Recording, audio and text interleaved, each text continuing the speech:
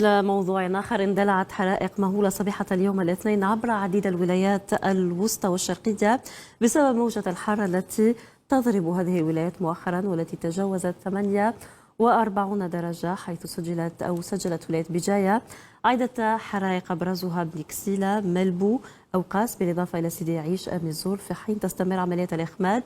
كما شهدت الجبال الأخضرية بولاية البويرة اندلاع حرائق وصلت ألسنتها إلى البيوت والقرى، وتم إجلاء السكان لتفادي وقوع خسائر في الأرواح على غرار قرية الثعالبة، بلدية زبربر، وغابة غديوة بلدية القادرية، وغابة بورباش بلدية الأخضرية. أما بولاية تيزي وزو فقد تم تسجيل حريق غابة ماتوسة بلدية برج منايل، وكذا حريق غابة إزمورن بلدية أيتيحيا موسى، حيث أن عملية الإخماد متواصلة. ولاية جيجل هي الأخرى سجلت عدة حرائق بطوابلية أو طوالبية بلدية جيجل، وبولخماس بلدية زيام المنصورية، بالإضافة كذلك إلى حريق القيطون بلدية زيام المنصورية.